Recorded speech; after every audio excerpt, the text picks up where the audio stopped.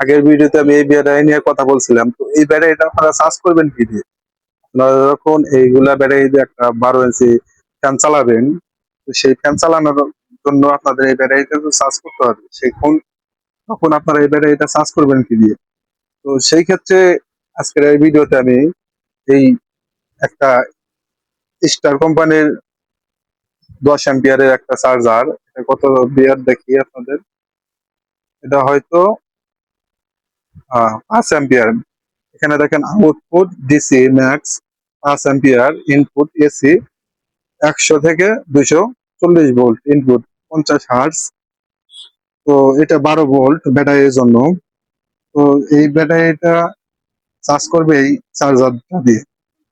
তো এই চার্জারের ভিতরে কি আছে দেখেন, কিছুই নাই এর ভিতরে, জাস্ট খালি এইরকম একটা চার্জ কন্ট্রোলার।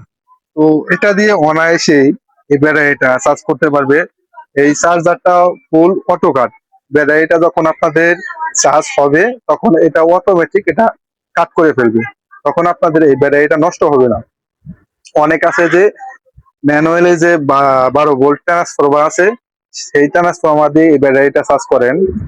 তো ওই ব্যাটারিটাও চার্জ করে কিন্তু অটো কাট হয় না, সেখানে একটা আলাদা অটো কাট সার্কিট লাগাতে হয়। আমার চ্যানেলে একটা ভিডিও আছে আইপিএস এর, সেখানে দেখবেন অটো কাট একটা সার্কিট আছে, সার্কিট নিয়ে কথা বলেছি। তো ওই ভিডিওটা আপনারা দেখতে পারেন। তো এই ব্যাটারিটা চার্জ করার জন্য এই চার্জারটা বেস্ট ভালো। তো এখানে দেখেন, এখানে লাল এবং কালো।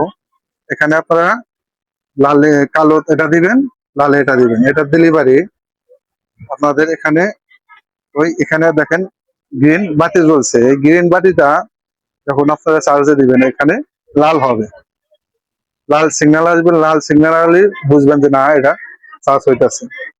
তো এই চার্জারটা আমার ছিল কত, 550 টাকা।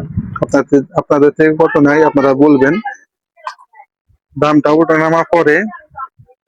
তো এই চার্জারটা কতটুকু ভালো, আমি এটা এর আগে কিনে নাই, এই প্রথম একজনে কিনে দেবো বলে সেজন্য এটা নিয়ে আসলাম। তো আপনাদের সাথেও এই বিষয়টা শেয়ার করলাম। তো ভিডিওটি যদি ভালো লাগে চ্যানেলটি সাবস্ক্রাইব করে রাখবেন। দেখা হবে পরবর্তী যে কোনো ভিডিওতে। আল্লাহ হাফেজ।